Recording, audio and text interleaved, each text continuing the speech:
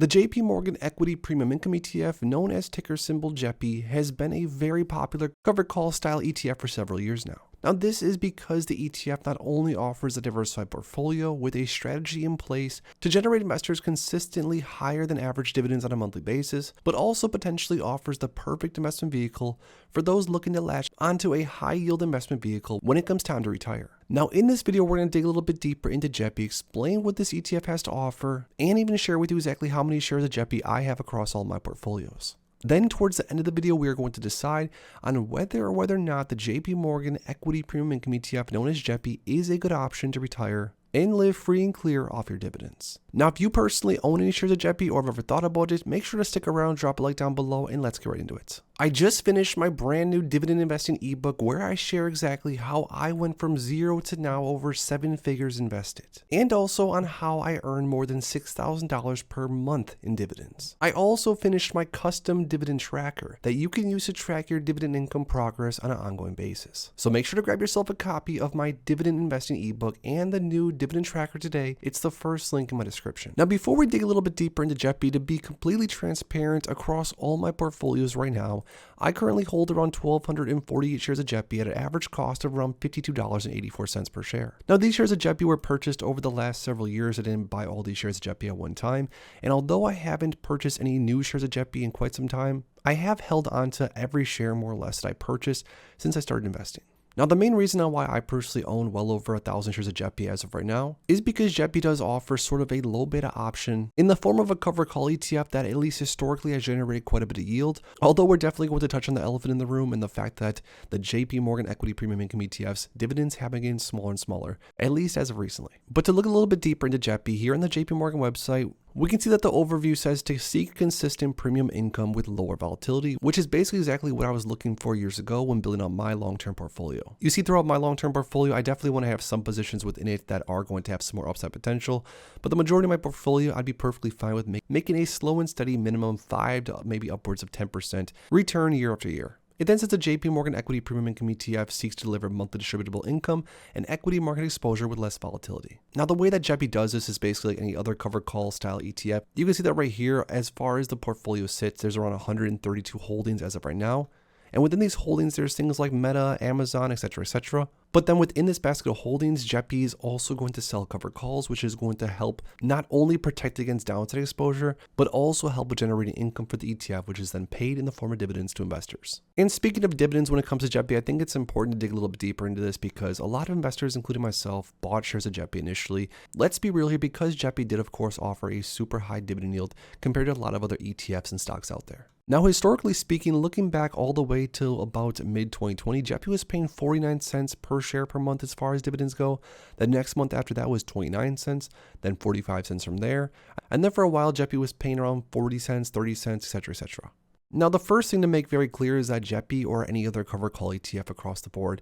is not really going to have much dividend growth because it's just not really the way these ETFs work. They mostly pay a different amount of dividends on a monthly basis, and it really depends on how the overall portfolio trades and what happens with the options markets and volatility in the market during that time frame. Now, this right here is the volatility index, and as you can see, over the past year or so, volatility has been generally pretty low compared to like what we saw back in 2020. Now, when volatility is lower, options are going to be cheaper, which means premiums are going to be lower, which means a fund like JEPI is not going to earn as much premium by selling covered calls than it would during a time in the market where volatility is much, much higher and spiked up. And you can definitely see a correlation throughout JEPI's dividends historically, more or less. When volatility was a lot higher, JEPI was able to generate a lot more income for investors and pay them out in the form of dividends. But when volatility is lower, there's not all that much premium to be made, which means investors are going to get smaller dividends, which is just one of the unfortunate sides for those that hold covered call style ETFs like this one. But all in all, even though JEPI's dividends have been sort of all over the place and a little bit lower than what would be ideal over the last year time frame,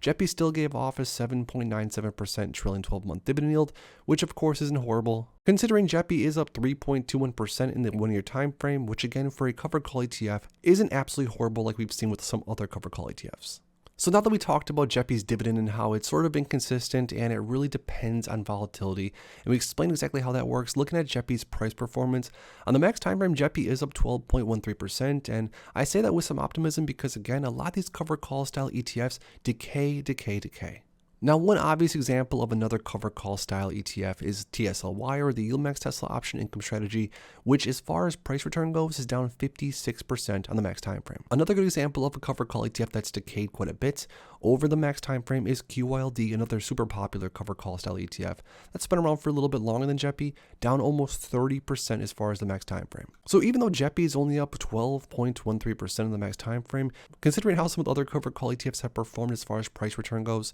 I honestly wouldn't consider this all that bad. Now, before we talk about if or if not, I think the JP Morgan Equity Premium Income ETF of JEPI is a good investment option for those that want to retire off dividends. I thought it'd be fun to see how a $10,000 investment into JEPI would have performed over time. So if an investor bought $10,000 worth of JEPI, this was back in May 21st, 2020, let's say. JEPI was trading at around $50 per share, and since then, if every single dividend was reinvested during that time frame, that $10,000 would have turned into $15,600 and some change. Now that's a total return of 56.68%, or an average annual total return of 12.8%. Now let's be real here, over the same time frame, if an investor would have just invested into something like SPY or SCHD, or there's plenty of other ETFs out there that do have much lower starting yields, they probably would have made much more money off their initial investment. But even still, I think it's important to point out that for a cover call style ETF that has had sort of a rough patch over several different timeframes, JEPI's 12.8% average per year is not all that bad at all. Now lastly, let's talk a little bit about if this ETF is a good option for investors that are looking to retire off the dividend. Now, to go through a few different scenarios just to see how much money we would need to invest into something like JEPI, knowing how much JEPI pays in dividends, etc. Let's say an investor had around $4,000 in bills per month, and if JEPI paid on average around 38 cents per share per month, this investor in theory would need around 10,500 shares of JEPI, which currently costs around $56 per share. So this investor in theory would only need around $589,000 invest into JEPI to have all their bills covered. Now I say only because, of course, if an investor was to invest into something like SPY or SCHD or a lot of the other lower yield, higher growth ETFs, they would need a lot more invested in order to have the dividend cover all their bills and more, of course. So on paper, JEPI does seem like sort of a viable option for an investor to invest a relatively small amount of money into this ETF and earn enough income from the dividends to completely retire off it. But the one big problem that I personally have with the idea of using an investment vehicle like JEPI to invest a significant amount of money into it and then try to use the dividends to pay your bills and more. The problem is that the dividend is so variable and it changes so much consistently on a monthly basis that it's really hard to try to budget out exactly how much money you would need to invest into something like JEPI in order to have the dividends cover all your bills. Now this is of course because let's say JEPI pays a 57-cent dividend one month and then the next month pays a 30-cent dividend because volatility is lower and there just wasn't as much premium to be had. Now that's drastically going to change the amount of income an investor is going to receive on a monthly basis from the dividend, which could for sure mess things up when you're trying to use the dividends to cover all your bills. Now I guess the obvious solution to this would be for an investor to invest more than they would even need to be able to cover all their bills and get paid extra in dividends on months when the dividend is a little bit higher, or to just create a budget and use those higher dividends to save for the lower months. But either way, at least for me personally, this is just my opinion, I don't like to have too many different stocks or ETFs within my larger portfolio that pay a drastically different amount of dividends on a monthly basis. I like to have an idea on how much I'm going to earn consistently over time. Now that being said, I think that having some JEPI and some JEPQ, for example, or any other cover call ETFs as satellite positions throughout your portfolio is not a bad idea if you want to generate a little bit more income on a yearly basis. But now I want to hear from you guys down below when it comes to either JEPI or JEPQ. Do you have either or in your portfolio, and which one of these ETFs are you adding more of as of right now? If you enjoyed this video, make sure to please drop a like and subscribe for more future content like this. Thanks as always for stopping by, and if you are interested in investing, make sure to check out these recent videos I posted right here.